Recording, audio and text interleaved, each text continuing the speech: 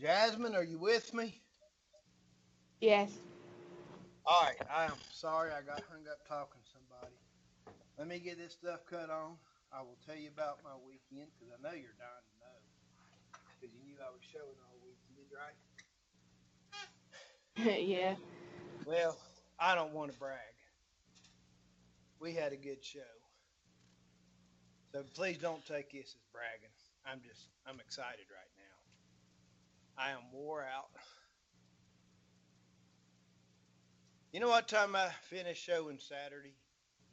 I started at 5 o'clock. My first class was at 7:30. So I had to get to the barns and get my horses fed and then get them warmed up to start showing at 7:30. And I got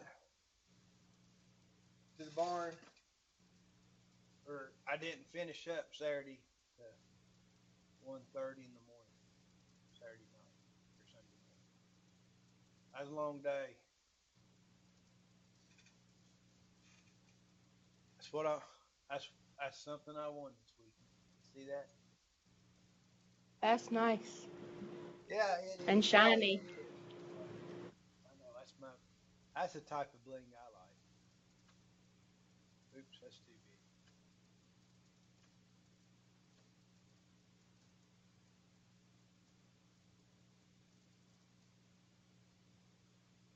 But we won the high point for the ranch horse. Pretty cool, huh? Yeah. Well, anyway, and I was up at 6 on Sunday, and I didn't get back. I didn't get home and get the horses unloaded to midnight and get into bed. So I'm tired.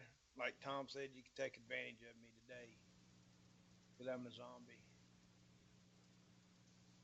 So, how was your weekend? It was fun. The youth group at my church went to a mud bog. Oh yeah, Yeah. did y'all play in it or did you just watch the competition?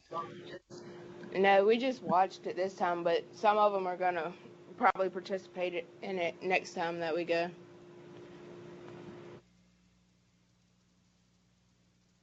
Okay. Um,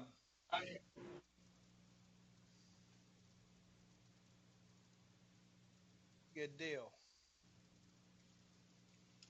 Only bad thing about it was I forgot to bring my sunblock, and I was the color of a tomato by the time we left. My wife would get very upset with you. All right, so what I want to do today is I wanted to talk to you a little bit. You know, I'll be honest with you. I'm not we typically in spring semester we miss a lot of school because of snow. And it's hard for me to get covered everything I want to cover. We haven't missed anything due to snow this year. And uh oh crap. Shit. My computer is restarting. Let it I got to go through this cycle. I'm sorry.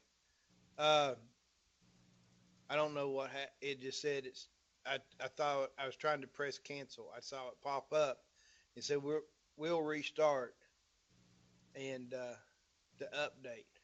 And I did not press cancel or update later. And because I was talking to you, and so now it's doing it. So you're gonna have to give me a minute to get started again. So typically, I'm not able to go through everything we covered through the semester. So uh, we were able this year to go over everything I wanted to cover for the semester. With nutrition, with forage management, uh, with genetics and reproduction, and we talked about vaccinations and health, and we also talked about economics a little bit, trying to figure out your cost and your expected income, right? All right. And then, we have actually talked about some real life stuff, real life situations. We talked about that with grazing. We talked about it with uh, culling and just brought in some real life stories. And so I've really covered everything that I wanted to cover. And I know you have paid good money to take my class, and I don't want to shortchange your money at all because money's hard to come by. So what I thought I would do today and for the rest of the semester is I was wanting, instead of presenting new material, because we've only got this week and next week, right? Think so. Yeah, we got today and tomorrow, and then this weekend's the 22nd, and then we have Monday, 22nd, 23rd. Monday will be the 24th, and then Wednesday you're going to do your presentation, right? On the Yes. 26th. So we've Yes. got two classes. You got to get that stuff to me when? Monday the 24th or the 26th? 26th, I think. All right. And then and that's right, because May 1st is your last day, right? Monday, May 1st? Yes. Yes. And you're going to present your paper Monday, May 1st, right? Yes. Okay. All right. So we got 4 classes today and Wednesday, next Monday and next Wednesday. And then you will teach me the following Monday. Okay. So what I thought I would do is to talk about real life stuff, things you'll find, bring in some of my experiences to you guys. And if you, for you online students, if you want to text me about what you want me to talk about, whether it's my experiences with horses, real life wrecks and customers and stuff like that with horses or sheep or goats or cattle. I don't have a lot of experience with pigs, but nobody's in here is doing pigs. But, I've got a little bit experience with them, but not very much. But, you know, I can talk about those different species as well. Uh, but if I don't hear anything from you, I'll just talk about cattle and maybe horses. Um, so anyway, the what I'd planned to do today until my computer started giving me problems was to talk about flight zones in cattle.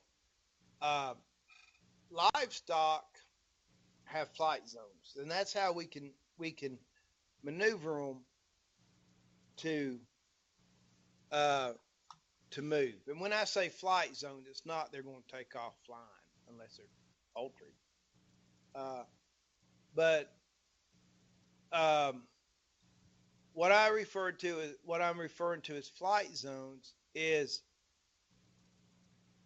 where do you go up to an animal or approach an animal to make it move? If you approach it from behind, you can move it forward. If you approach it toward its head, you can make it back up and turn. Or you know what I'm trying to say, Jasmine? How do Yes. you use your body and your body position in relation to an animal to get that animal to go where you want to go? and that's what's referred to as flight zones. So I've got a couple videos about flight zones and points of balance, and depending on the time, there's a lecture from Temple Grandin I was kind of wanting you to listen to a little bit. Uh, I'd like to show you because it talks about animal behavior, and for us to be able, we spent a lot of the semester talking about those things I discussed, nutrition and reproduction and forage management and stuff. But one thing that we know, or one thing that I feel um, strongly about, is animal welfare. I'm not talking about animal rights. I think animal rights, that's a philosophical issue. And it's not philosophical. It's all based on emotion. It's an emotional issue. Uh, Animal welfare is making sure your animals have, food and water, they're well cared for, and that they're happy. And, there's been a lot of science and research on animal welfare. And because the simple fact is this: if our animals are not happy, so to speak, uh, they're not going to produce for us. If we keep our animals stressed out, they're going to, the glucocortisones. Uh, it's a steroidal hormone released by the adrenal gland in response to stress. Or that not is it gluco or just corticoids? Anyway, one of the corticoid formed the corticoid uh, steroidal hormones released by the adrenal gland. What happens is those levels get high, and when those levels stay elevated for a period of time, animals, their immune system goes down. They don't gain weight. They don't produce if it's a dairy animal, and they're going to get sick on you. It's that simple. So, um, the less stress that we apply to our animals and understand their behavior and keep them under a low stress deal, the better off we're going to be. The better off we'll be. Not only will it mean we'll have calmer animals, but you know they're not going to be stressed out. When you're stressed out, are you really productive? No. Neither is livestock. Okay, and if you stay stressed long enough, do you end up getting sick or fighting the cold? Yes. Yeah, same as livestock. Okay, and stress can come in many forms. It can be weather. Weather causes stress on livestock. Too hot, too cold, uh, abrupt changes in temperature, and it can kill them, like it can kill us. Uh, an example of that would be the blizzard we had in South Dakota about 2 or 3 years ago. It was an early blizzard, and the cattle didn't have their winter coat on. They hadn't grown their winter hair. It was in that it was that late. It was that early fall winter coat. When it's starting to get shaggy, but not quite the full winter coat. And it started off as rain, turned to snow, and then the temperatures dropped. So that what hair they did have got wet, and then they got cold, and there were thousands upon thousands of cattle that froze to death. So uh, it wasn't a very good situation for them. So we can, so weather can cause stress. Uh, the way we, not feeding them properly and stuff can stress them. The way we treat cattle when we handle them can stress them. So let me get logged back on here. So anyway, I was wanting to talk about cattle handling, points of balance, and then show you this lecture about uh, animal behavior. So we may have to do this in a couple of classes, uh, this lecture, but I think it's really good. First off, I want to talk about points of balance with you guys and proper cattle handling techniques. Working cattle can be dangerous. You can get hurt. I've been hurt several times. Most people that's done it enough has been hurt at some time in their life. Accidents happen. You get in the wrong place. Cow hits a gate and it slings open and hits you. A bull gets aggressive and charges you and you can't get out of the way, or a cow gets aggressive. Uh, any number of things can go wrong. Uh, so it can be a dangerous situation. So you always got to be on your toes and be careful. But that doesn't mean you got to whoop and holler and swap cattle around. The thing you need to do is be cool, be calm, be quiet, be slow, but be quick. You know, you can move in a slow way, and then at times you may have to be really quick. So let's watch these videos. Let me try to find them again. I found them once. Let me find them again. All right. This is one. This is one of them. There's a couple. Uh, I want to show you.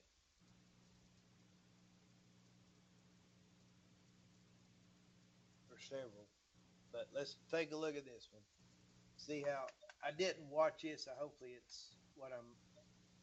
One guy I normally show you, but this is a different guy. I want to see what he's like.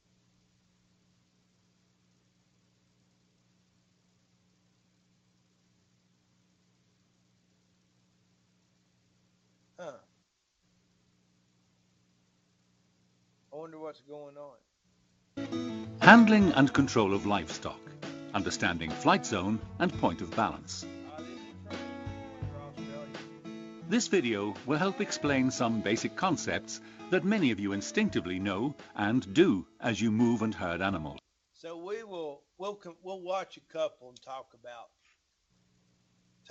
it, okay? For others, it will be new information that will guide and give a scientific structure to the principles behind handling of animals. Two key concepts that will be introduced to you are the point of balance and flight zone. These concepts are central to understanding how animals react to the herdsman or woman. These concepts were developed in the US by world-renowned animal specialist Temple Grandin. The flight zone boundary and the point of balance of an animal are crucial to low-stress handling of cattle. The flight zone is that circle around the animal as shown in this illustration. In fact, if you're anywhere outside of his flight zone boundary, he won't move. By moving in and out of that boundary, we can start the animal or we can stop him. It all revolves around that point of balance. It's also key to remember that an animal has a blind spot, just like you and I have a blind spot when driving a car. If we move into the animal's blind spot, the animal will stop. He can't see us. He may be confused or feel endangered. Handlers who understand the concepts of flight zone and point of balance will be able to move animals more easily. The flight zone.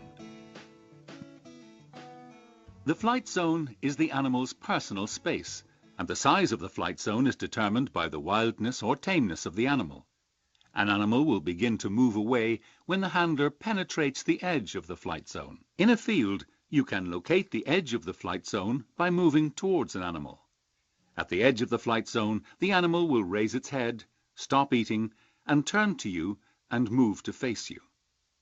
Once they start to move, you are in the flight zone. Deep, hurried penetration into the flight zone will prompt fear, agitation, or aggression towards you. The size of the flight zone gets smaller with frequent handling. If all the animals are facing the handler is outside the flight zone. This diagram illustrates the general flight zone of an animal. The actual flight zone of an individual animal will vary depending on how tame and calm the animal is. The flight zone gets bigger when the animal becomes excited. The flight zone is also bigger when you approach head-on. When the handler is outside the flight zone, the animals will turn and face the handler and maintain a safe distance. Point of balance. The point of balance is usually at the animal's shoulder, and it is determined by the animal's wide-angle vision. This can be considered as the animal's center of gravity as far as movement is concerned, as an animal has better vision at this point and can observe movement towards them and can be easily influenced at this point. The point of balance is its shoulder. If you stand straight across from the shoulder, it is likely that the animal won't move. Animals will move in the opposite direction to the direction the handler is moving as the handler passes the animal's point of balance. We must now combine our knowledge of the flight zone and point of balance to help us in moving livestock. To initiate movement, apply gentle pressure at the edge of the flight zone. Be aware of the animal's point of balance and walk past it in the opposite direction to the movement you're looking for. Do not put continued pressure on the animal's flight zone once the animal is moving. Back off and apply intermittent pressure to the flight zone. Walking in the opposite direction tends to speed up movement, and walking in the same direction tends to slow down movements. These principles work with all herding animals. So, to get an animal to move, walk past it in the opposite direction to the direction you want it to move. As you cross the animal's point of balance, it will begin moving forward. Groups of cattle in a crush will often move forward without prodding when the handler walks past the point of balance at the shoulder in the opposite direction to each animal in the crush. It is not necessary to prod every animal. If the animals are moving through the crush by themselves, leave them alone. Animals have a tendency to want to go back to where they came from, so we should use this in our design of facilities. These cattle move easily into the crush as they feel they are on a return path. This principle is often incorporated into cattle movement design in meat factories. 90% of facilities in the United States are now styled on Temple-Grandin design principles. Do not chase a lone animal or a few stragglers. The motion of the herd will attract them back. Calm cattle are easier to move. If cattle become excited, it takes 20 to 30 minutes for them to calm back down. People should be quiet when moving animals. Yelling and loud noise is very stressful. High-pitched noises are especially stressful. A group of animals will have a point of balance for the entire group. A good stock person can move the herd by working the group point of balance. The handler should avoid the blind spot behind the animal's rear. The animals have learned that a calm handler will back up and remove pressure from the flight zone when they go where the handler wants them to go. Of course, the more time you spend walking through the herd, you will reduce the size of the flight zone and the more control you will have. A skilled handler can learn to predict many animal reactions, is aware of the temperament of livestock, and uses the animal's natural behavior as an aid in livestock handling, which helps to have a less stressed, safer, and more profitable enterprise.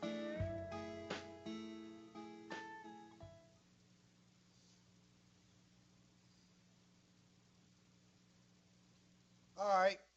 Let me find the one I was looking for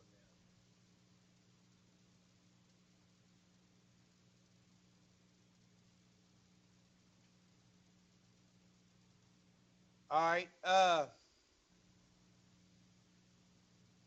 What'd you think about that? Does that make sense? Yes.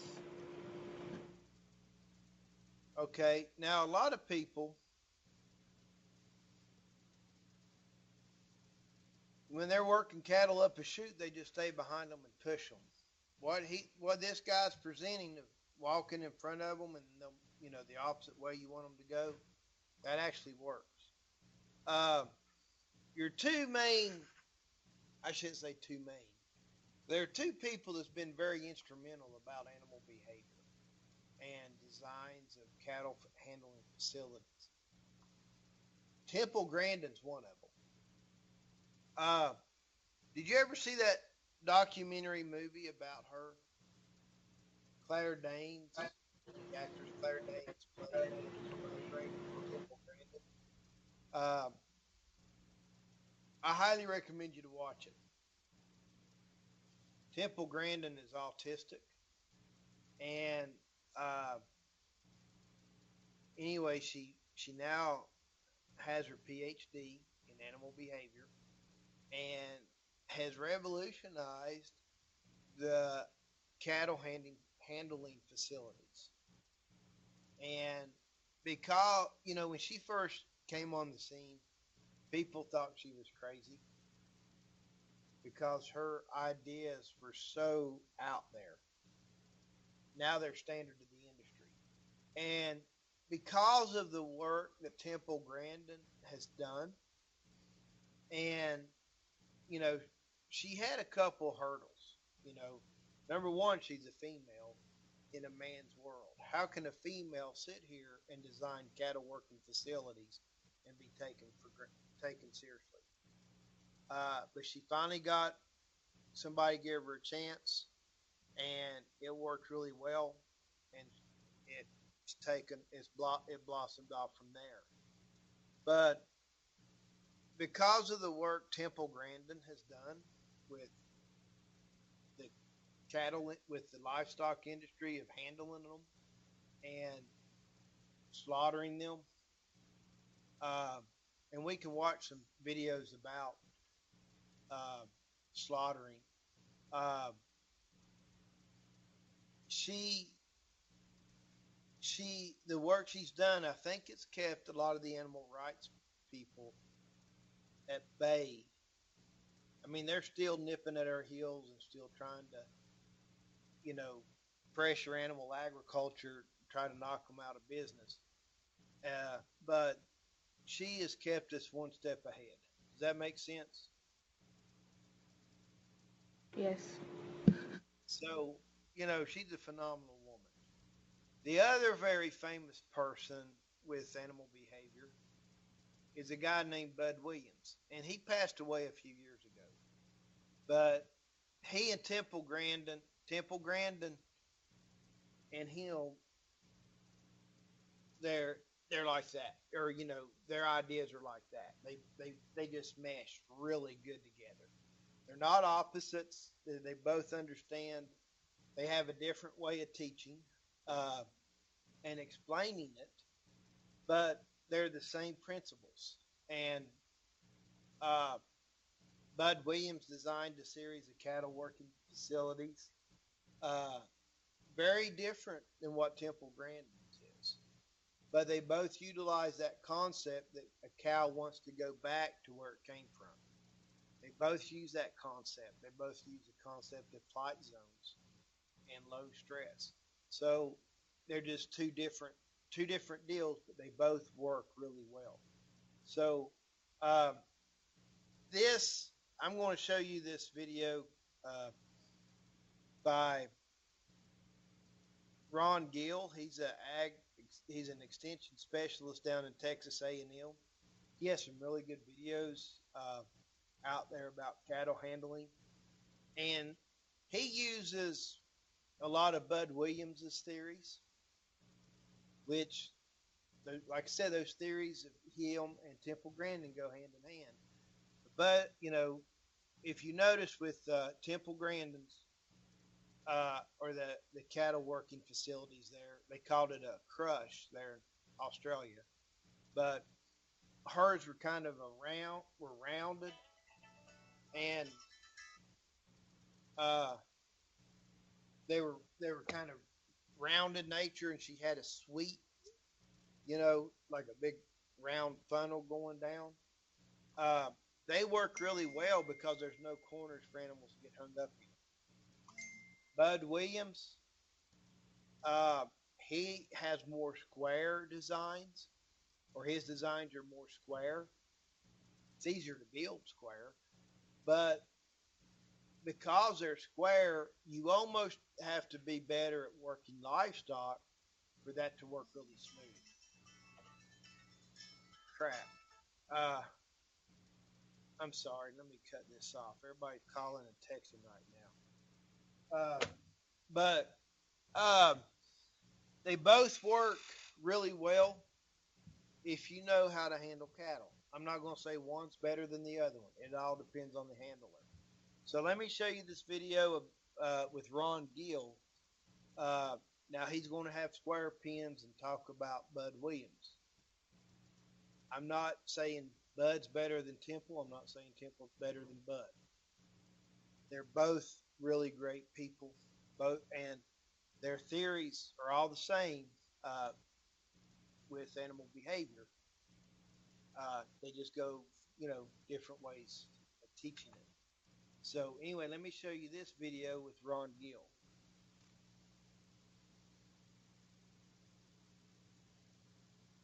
We'll take just a minute to talk about flight zones on the individual animal and point of balance and where you need to be. So he's going to talk about the same thing, okay? And watch how he presents it, and then we'll discuss it and see what you're talking about. Relative to changing an animal's direction and basically changing their mind about what they want to do. This whole process is very simple and takes very little movement, but you can do it on an individual basis or on a herd basis and have the same general result. As you approach a cow and as you go toward her, there's a point that she's going to start moving away from you or moving. As she moves, and she doesn't want me getting any closer proximity, I can build speed by getting closer to her as it goes around that pen. But if I want to stop her, back away from her when she stops. So my proximity to that cow affects how she responds. Now if you want to drive a cow or pull a sick animal out of a pen or whatever, it's important to know where their point of balance is, where you can change their direction and change how they actually respond to you. I'll take just a minute to kind of work this cow around and see if I can affect her movement. Now, she's a little distracted by where the camera is located, so it'll take a minute to get her attention back on me. As I walk toward her hip, I should draw her head to me. As I back away, I can keep her position in that where I want it. Now then, I have the ability to either move her to the left or the right. The way she's positioned, with her right front foot back, she's wanting to go that way. So as you're looking at a cow, it's easy to change her direction by how you position her front feet before you make that first approach. So her natural inclination was to turn that way, so if I wanted her to go the other way, I would have had to reposition myself over far enough around here to get the cow to move. Now I should be able to draw her attention to me. If I step forward, she should go that direction. Once again, she was set up to do that. Her feet were ready. You can change that point of balance. This particular cow will have a different flight zone than the last one we dealt with. In fact, she hasn't been still since we put her in this pen. My proximity to her right now is causing her to move. The gray cow a while ago, I had to get within 2 feet of her before she ever moved. Now this cow's calmed down a little bit, which I like to have one of them do that before I start trying to work with them. And if she doesn't calm down on her own, you need to take the time to do that on yourself and get her to where she'll stand still. And it may take a little bit of time to do that, but it's important from a stress reduction standpoint. Now I can stop this cow by very little movement, and I'm just working across the pen from her where I was having to work next to the gray cow. So I can move her movement from 15 feet away. I can change her direction. As I back away from her, she stops. I move just a little bit. She's very attentive to where I'm at and what my motion is going to be. And I want her to turn away from me. I can take one small step and she'll do it. I can step this way and I should be able to stop her. Stop her. Right, now she's not wanting to turn the other way. She doesn't want to take her left eye off of me when she turns around. So my next objective is to get her where she doesn't mind doing that. Get her down here where we can actually work with her a little more.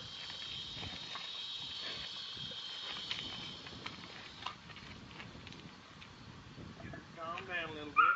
Once again, this is what makes working a set of cows very different than working individuals. because if she's in that herd, she's a little calmer and a little easier to predict. But just my slightest movement gets this cow to move and react to my body position. Okay, and I'm going to get her up here, see if I can draw her attention to me and back away. Step to this side. Get it done. I step away. She's so attentive, I'm going to draw her attention to me a little bit. Step around this way. I want her to turn toward me. And go back this other direction. Now all I've got to do is cross in front of her point of balance, and she's already turning to go away from it. There's a midline point on a cow where she'll either go forward or go backwards. The same goes if you're looking at her face, into her face. If you step to one direction or another, it will change that point of balance and her reaction to you, primarily because of the way the eye structure on the cow is. She can see you out of one eye better than she can the other because of the position on her head. So as I step toward this cow, her attention is immediately drawn toward me.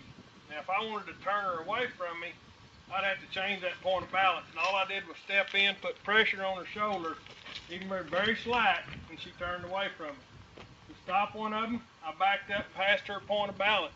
This midline on this cow, and it stops. You back away from them and toward her front, it'll slow them down.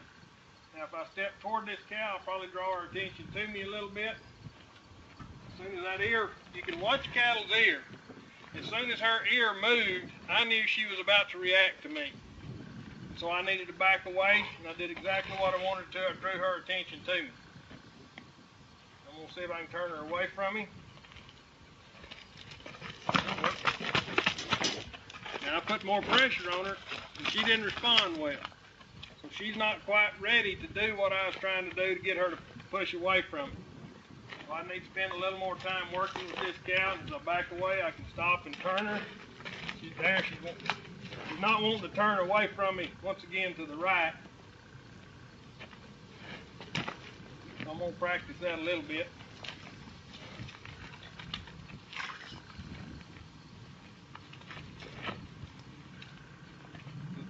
To get one to turn away from you, they have to lose contact with you with an eye, and they don't like doing that. It puts them in what you might call a point of peril where they can't tell what you're going to do. So if I can get her to start, I'm going to get out of that and back up to where she can see me out of that other eye as quick as possible. That way she stays calm. I'm going to move forward and try to turn her back the other way. And right now this cow's responding very nicely to what I do. If I were to approach her right now with her head, when it was looking at me, she would have probably went forward. If she looks away from me, I have the chance then to move forward and push her away from me once again, pull back and stop her. Once we do that, we have control over the front end of that cow. We can make her do what we want to do. As they get stressed, you want to back off of them and relieve that pressure. Like I said, pressure depends on their flight zone, point of balance, and what you're actually wanting them to do. If you have a stick or a whip or rattle paddle or whatever in your hand, your tendency is to use it. And if you're relying on it, a lot of times you're out of position. And so you use it as an aid to drive cattle rather than use your position to move those cattle. Anytime you have to go to strike a cow or use that driving aid, it alters your position and your response to that cow. So it's best if you learn these techniques without them. And then if you want to carry a stick or a sorting paddle or whatever with you, that's fine. As you get older, you may lose a step. It may allow you to get that position where you need to be with that paddle rather than your body. And if you've got cattle that you don't want to get close enough proximity to, I don't mind rattle paddling as long as it rattles out of them.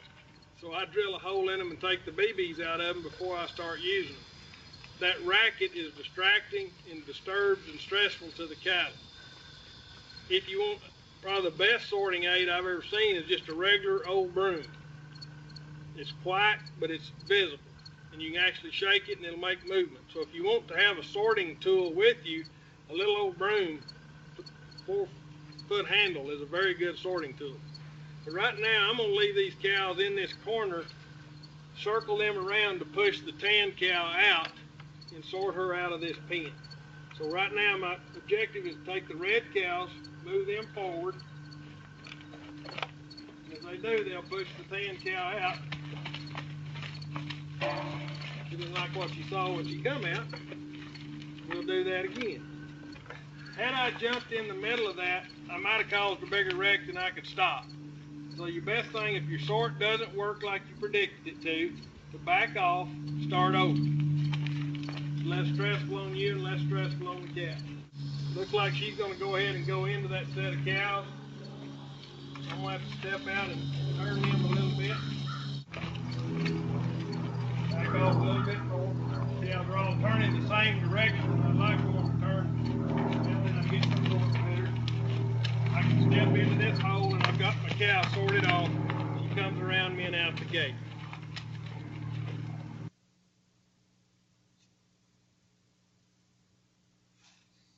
All right. Now, what did you think about that one? Very interesting how how different cows you can be a different distance away from and they do the same thing.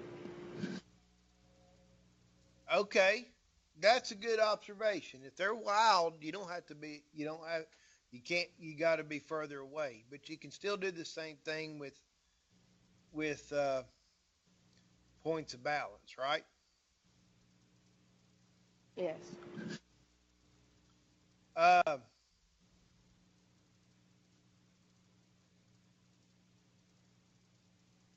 Now, I was trying to.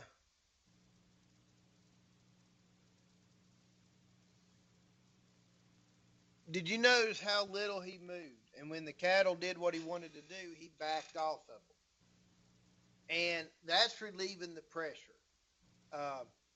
And he was actually training those cows. I don't know if you noticed that or not, picked up on it. I think those two videos go hand in hand.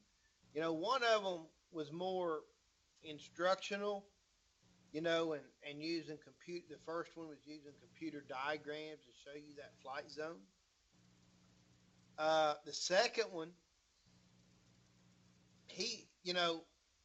Dr. Gill did a good job, a decent job explaining about flight zones, but, that computer modular really showed you where their blind spots were and stuff like that, correct? Dr. Gill Right. did it right there on cattle and explained how when you move around in that flight zone, how you get different responses. The first one didn't explain that very well. Dr. Gill, the first one explained flight zones and stuff and points of balance, but then, using computer graphics, but Dr. Gill explained it and then demonstrated on live cattle, so you actually saw it work, right? So I think they're both good cattle, but I think they go hand in hand with each other. In my personal opinion, I don't know what you think, but that's me.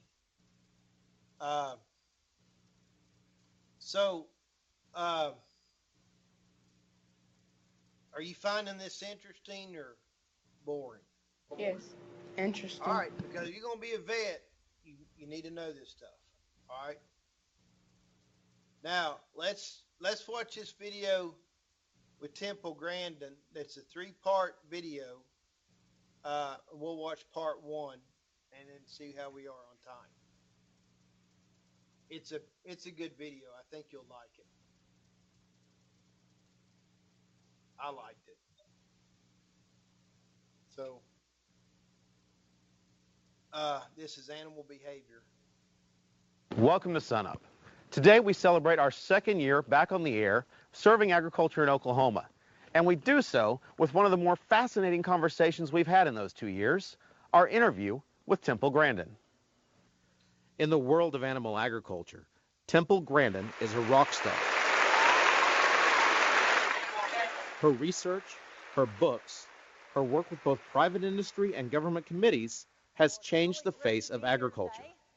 She redesigned the facilities we use for working and slaughtering cattle. She changed the way this industry handles and interacts with livestock, and she redefined the concept of animal welfare, making that an integral part of a successful, profitable animal industry. Recently, Grandin visited the Oklahoma State University campus. Though her schedule was as full as any visiting dignitaries, with student meetings, luncheons, and a public seminar before some 3,000 in Gallagher-Iba Arena, we made sure she left a little time for sunup, so that you too could hear what she has to say. A lot of your work has been around this concept that we as humans communicate verbally. Animals use all the different senses to communicate. That's right, yeah. How do we get inside the head of that livestock? Well, try to imagine what something looks like, what something would smell like what something would sound alike. It's sensory-based, it's not word-based. You know, I'm a visual thinker, so that makes it easier for me, because as I talk about, you know, working with animal behavior, I'm seeing an example of, okay, the cow or the horse's ears move independently. Like if you look at these steers, you can see how the ears move independently, and they might have an ear on one thing, an ear on us, and another ear on something else. Okay, see that one right there? Absolutely. He just put his ear back towards his buddy there. The ear with the red tag in it. It's looking now. He's looking totally at us. Right. So it's a matter of just spending some time and getting to know your animals. Well, yeah, and there's a lot of people that are very, very good at handling animals. They kind of intuitively know these things, but they aren't able to explain it very well in language. But the thing is, think sensory. What does something look like? What does it smell like? What does it sound like? What does it feel like? You know, maybe just shut your eyes. And I remember one time talking to a horse trainer, and he was very, very, very frustrated because he couldn't tell his students how to tell what the horse was getting upset and getting ready maybe to buck or kick. And I said, I want you to shut your eyes. What does a horse do when he starts to get upset? Well, his tail is swishing, his head's up, he's quivering, maybe the whites of his eyes are showing. Right. Okay, now you can train a student to look for tail swishing and the whites of the eyes showing. I can't train a student on, well, feeling or in tune with the horse. You know, too often it was explained as being in tune with the horse. Right. But there are definite behavioral signs that the horse or the steer is starting to get scared and upset. You get animals all frightened and scared, they're less productive animals. Like cattle that run wildly out of squeeze chutes, they don't gain as much weight. Well, they're more likely to have dark cutting meat. There's a lot of good reasons for handling cattle quietly. Another thing is safety to people. When cattle get upset, they jump on top of people and they hurt people. Also be very wary of the lone animal. You get a lone animal off by itself panicking and freaking out because it's separated from its herdsmates. You know, that's a place where you get in a confined space with that lone animal. He can really hurt you because he's in just a panic. And the solutions to the problems that you see, though, it's not all about spending money and buying new equipment. No, in most places, one of the things that we found, yes, and I've designed a lot of fancy equipment, and you're building a big feed yard or a big plant, yes, the amount of cattle you're handling, yeah, I'd recommend, you know, really having some really nice equipment. You know, silencer, squeeze chute, and some of the really, you know, top of the line stuff. But on a lot of small ranches, you can work with some very, very basic kinds of equipment. But you've got to have non-slip flooring in your squeeze chute, your loading ramps, your scales. Non-slip flooring is essential. They panic if they start to slip. I mean, I think you've got to at least have a head gate to put cattle in. But one thing I was amazed with in some of the work that we did where we had to get people into cattle handling compliance was a lot of simple fixes would work. We'd add a solid side where they could see the trucks going by. We'd change lighting because you see meat plants were inside, so you could do a lot of things, adding lights and changing lights. In a building like that, see how that's kind of dark? Absolutely. If that's the entrance into your cattle handling facility, they may not go in there. So what you got to do is open up the wall on the other side so they can see light through the building. Right. Then they'll go in. Another thing I want to see is measuring cattle handling. Too often times I've gone out to a place, I got the cattle handling really nice. I come back a year later, the hot shots are out and screaming and yelling us out. The first thing in cattle handling is get your mouth shut and calm down and stop flapping your arms because scared cattle are going to be a lot harder to handle because they're all stuck together and frightened. Right. Calm down. And then we need to measure handling. Because specifically measure. We need to specifically measure handling, because we've got to make sure we don't go back into bad practices. Right, so you don't want to use general terms, you want I specific want counts. to measure how many cattle fell down during handling. That should be no more than 1 or 2%. How many cattle did you use the hot shot on? You know, NCBA guidelines, it should be 10% or less. How many cattle moo right when you catch them or right when you put them in the squeeze chute? Obviously, they're going to moo if you brand them, but you should be able to catch their head and squeeze up their body without having mooing in direct response to that squeeze chute. If they're mooing in direct response to that squeeze chute, you're hurting them with the squeeze chute. Also, how many cattle race out of the squeeze chute? I want cattle walking and trotting out, not running and out. And then how many cattle hit stuff? I want no cattle hitting gates and fences. The chute itself should be something of a calming thing for the cattle, right? Got to have a non-slip floor. I like a squeeze chute with both sides squeezed in. Some of the single-sided squeeze chutes tend to throw the cow off balance, and that tends to make the animal panic. Fear of falling is a primal fear. I am amazed at the number of scales and lead-up chutes and loading ramps that I have fixed with putting in non-slip flooring. And you're not talking about anything fancy with that. You're putting in a few rods in one. I'm talking about putting some rods down on the floor. Now, if you use a steel rods to make a grating, you need a heavy rod, 3/4 inch or 1 inch rod. You must weld the squares like this. Never put the rod like that. Just keep it very level. If you put the rods on top of each other, they can rip their feet off. Okay. You've got to weld the grid flat. You can go 12-inch squares. Also, you can buy these woven tire mats. It looks like a giant kid's pot holder made out of tire treads. There's a company up in Kansas that makes those. They're really super nice. You can rent grooving machines. Also, when you build floors, let's make sure we, make some grooves this deep in front of the squeeze chute on scales, places which are really, high handling, because you got a slippery floor and the cattle start jigging like this. They just start to panic because they feel like they're going to fall. Right. I'm amazed at the stuff, restraining facilities. Same thing with horses. Same thing with dogs. You bring a dog into the vet, take a bath mat with a rubber backing and put it on that table so your dog's not sliding around. That's slippery, he's going to be a lot happier because he's not going to feel like he's going to fall. So much of these problems, just a little bit of consideration, a little bit of spending time thinking about the animal. And then you understand flight zone. Okay, if you've got, okay, I walk up to this animal. Okay, if I just walked up here, there's going to be a point where he's going to back off. You see, okay, that's he's looking at me there. You see there, okay, I just went in his flight zone. Right. Okay, let's say I have him, but you see how he's turning. He always wants to know where we're at. He's turning and looking at us. And keeping that ear on us. He's got ears on us. But let's say he was standing in line in a squeeze chute, and I stood right up there next to him.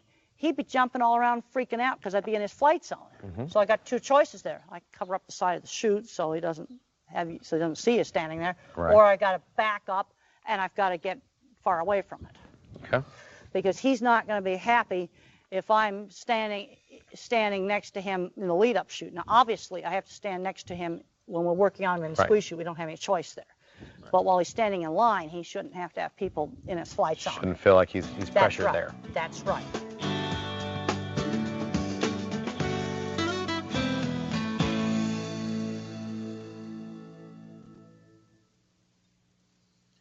Okay, we got time. We'll watch the second part right here, okay?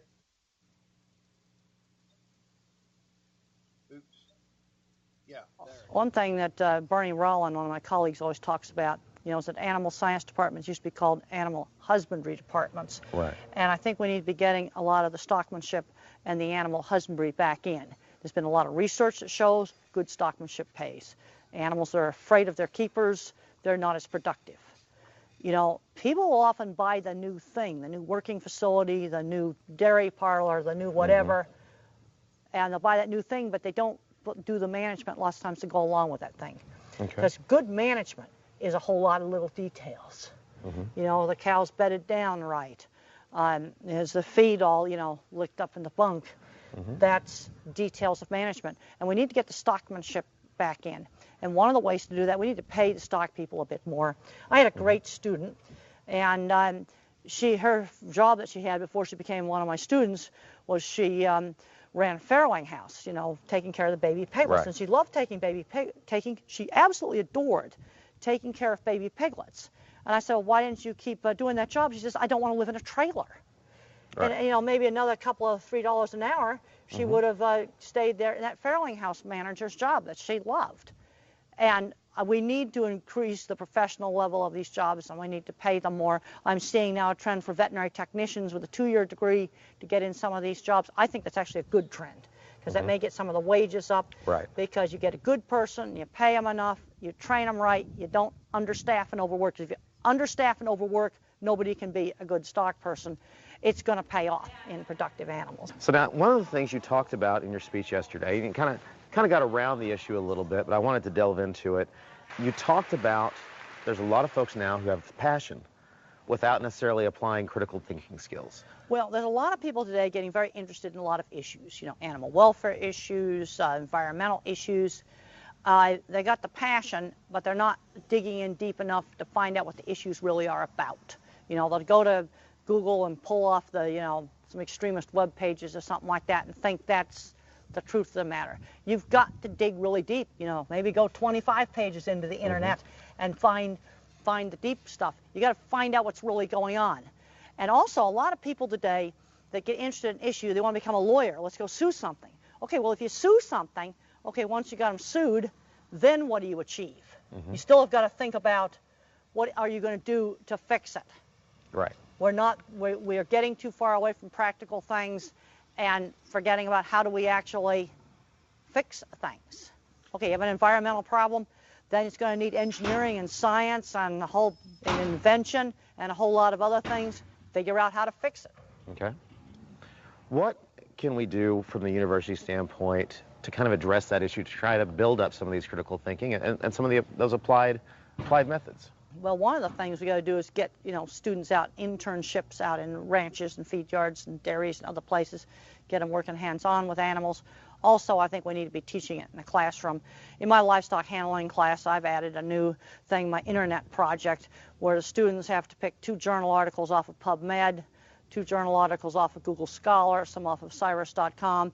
They pick out a subject on animal behavior, a narrow subject. They can't do cattle behavior, that's too broad. They might be able to do cattle vision, or they could do, you know, weaning and calf behavior, something that's narrower, and they got to find journal articles, not the popular press articles, but actual scientific studies on these things, and they're going to have to dig in. I want it narrow enough so they're going to have to go 25 pages in to find the right papers. Make them dig deep.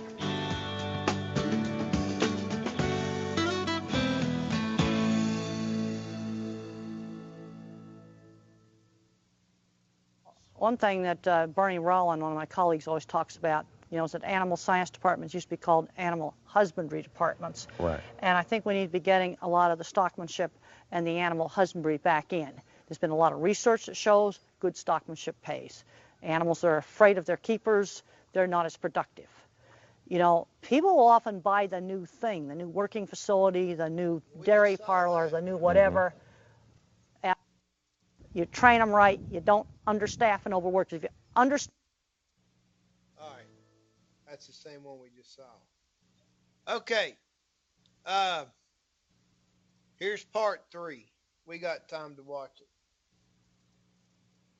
it. To your mind, as you look around agriculture, you're involved in policy and so on, what are the biggest challenges that we're facing in the next 10, 15 years? One of the biggest problems we have is we've got a population totally removed from agriculture and where the food comes from, and I think we need to be showing what we do. I've taken a lot of general public through slaughter plants. I know they're not harvest facilities, they're slaughter plants, and if you want to sanitize it, I'll call it a meat plant. And I have them stand there and watch the cattle go up the chute, and I'm kind of amazed how quietly the cattle go up the chute. And there's been a lot of improvements made in the slaughter plants. Well, we need to be showing this stuff. We've made a lot of improvements. Nobody even knows about it. I find it very frustrating, and I think the time's come to open up the door electronically. 2 years ago, I put my pig stunning videos and cattle stunning videos up on YouTube. Had several 100,000 people have looked at that. Yeah, there were some people that wrote some bad comments, and they write really nasty things. I block and delete that because I don't block dissent, but if they send me hate mail, yes, I block that, because then I want to have good discussion. If they say be a vegan, all right, well then I can have some discussion about that. I never would take that down.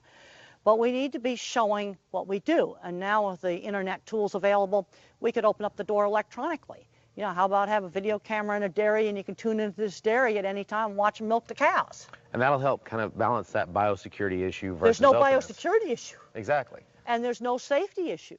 There's no disease issue. And they can see what's going on in the dairy, you know, watch over the video camera. I think Fair Oaks Dairy in Illinois is doing a fantastic job of communicating with the public. They have tours. We've got to show what we do. We need to look at everything that we do in agriculture and say, would I bring my wedding guests out here?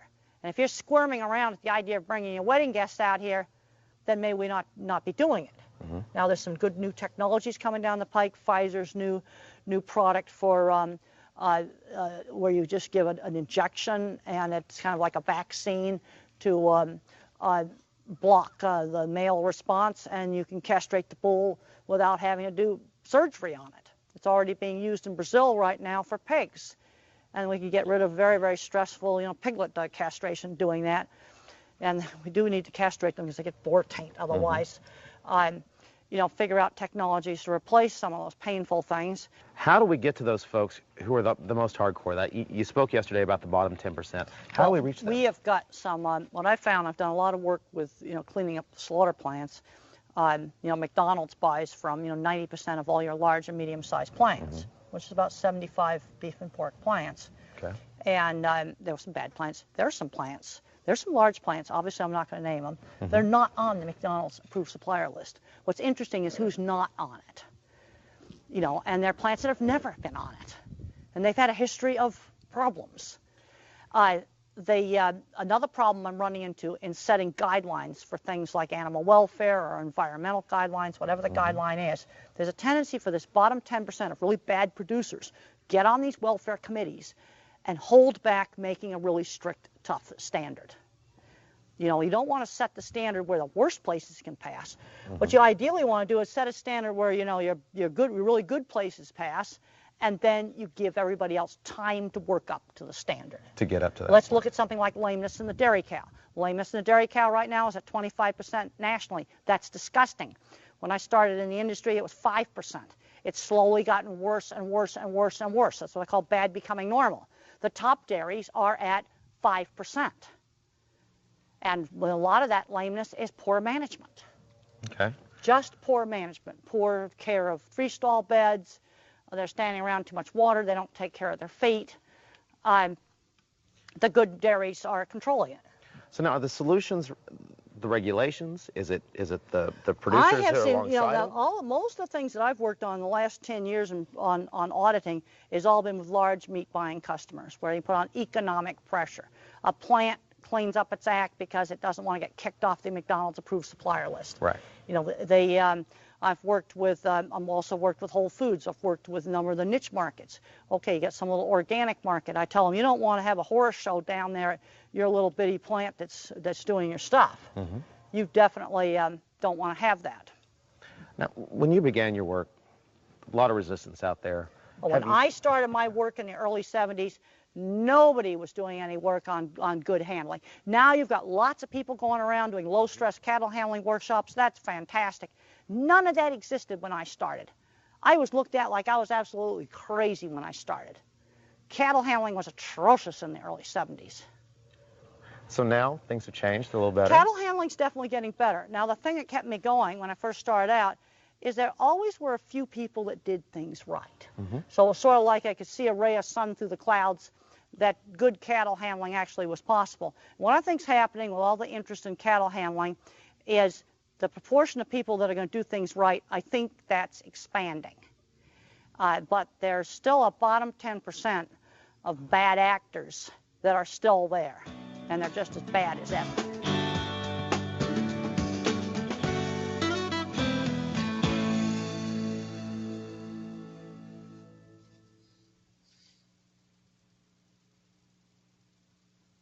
Okay. What do you think about her?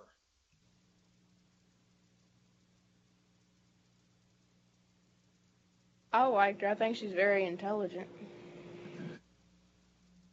She is very intelligent. Will, you know that they're talking about that speech. I'll try to find that for Wednesday's class. I think you'll enjoy that. We may take a couple periods to watch it. I don't remember how long it is, but I tell you, it's you need to watch that movie. And some of these, I thought it was one of these, but I was wrong. I hadn't seen them in a little bit. There's a couple video or a couple of her interviews or speeches where she refers to Bud Williams, the other guy's telling you about.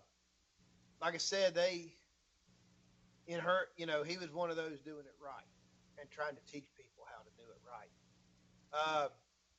But she is, like that guy said, she's a rock star in the livestock industry. And I'll try to find that speech because she said sheds a lot of different light, or I think she just does a good job. I like the what she was talking about, uh, making you dig. Uh, people get on these bandwagons and they don't know the whole truth. You know, they need to find the whole truth and the science behind the whole truth or what's really going on the whole truth. And they need, instead of just, I don't want to use names. We have Hollywood celebrities saying, this is how you should eat. And I'm thinking to myself, what would you know? You're an actress or an actor. You know, you're not a nutritionist. What research have you done? What research have you read? But what gives you the authority or what makes you an expert on diet? Because you're a very pretty actress and you come up with some weird diet, does that make you an expert that we all should be eating the way you eat? Or we should all be vegans? What does science say? That's what I want to know. And policy, when I say policy, environmental, animal, welfare, laws, the laws that are passed by the government or government agencies, like she was saying, it needs to be based on science. And, you know, she made the comment there that we're three generations removed from food production, where our food comes from. People have no clue anymore on how food is raised, what goes into it, how animals are slaughtered. You're from a rural area. You see it. I don't know how in depth you see. Y'all don't have a farm, right? You just see it from the road. No, I don't have a farm. Okay. All my neighbors do, though. All right. Do they raise their own hogs and slaughter them in the fall? Some of them, yes. Okay. Have you ever seen that? No, I haven't watched it. My grandpa's Oh, been wanting okay. me to, though. Okay. So you've never seen an animal get slaughtered. Uh, you know, I've been to a slaughtering facility and I've been to hog killings. I shouldn't say hog killings, hog butchering, the backyard hog butchering. I got a friend that butchers hogs and I've helped him, you know, uh, to see what goes on. Now, home butchering is a whole lot different than what happens at a big slaughter plant. Usually you just got a couple of hogs and you take a gun out there and you shoot it. And then you raise it up with the tractor and let it bleed out. And then you go through the butchering prop. With hogs, you put them in a water bath. I forgot the temperature of it. Um, but you put it in that water bath and keep pushing it down and rotating it around until that hair gets loose. Then you raise it back up and you scrape that hair off of it. And then you start the butchering process, gutting it and quartering it, and then eventually cutting, you know, tenderloins into chops and stuff like that, making sausages and things. But, used to be everybody raised hogs and slaughtered their own hog. Uh, they all had a milk cow, and they had that backyard Jersey cow they'd get their milk from, and they'd breed it every year to have a calf, of course. And one of the big crosses was they would breed it to a beef steer or a beef bull, like a Angus, usually an Angus, and they'd raise that calf on milk from that cow. They let it have like a quarter, 1/4, and they would milk out the other 3/4. They'd raise that calf and feed it extra, and then they would slaughter it so they would have beef, and they slaughtered a hog so they had meat. You know, they had pork, they had beef, and they had chickens, and slaughtered their own chickens and have their own eggs. It's just the way people did things, and then raised their garden and canned and dried the vegetables out of it and preserved them to eat during the winter. Uh, People don't know how to do any of that anymore, and they don't do it. So anyway, it's that I think is a big problem. People's gotten away from food production, and so like I said, animal rights, that is an emotional issue. It's all based on emotion. There's no science involved in it. It's just pure emotion, and I'm not for it. And I am for animal welfare. That's a big, that's big. So anyway,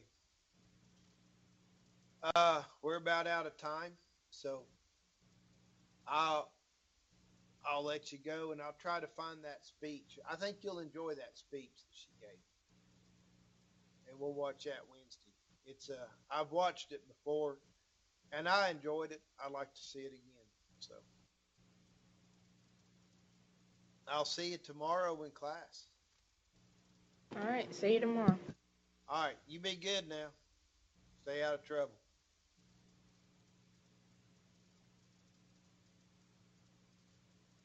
That mud bogging that you went to, was that out there off of 58 going toward Clarksville? No, that one's going to be on June 3rd, I think. We went to Sign Rock Mud Bog in Vernon Hill. Okay. You're surprised I knew that, ain't you? Yeah. Yeah. You're saying, It was a whole lot of people though. Fuddy-duddy after all. Yeah, I was wanting to go to that one on 58, but I don't know if we're going to go or not.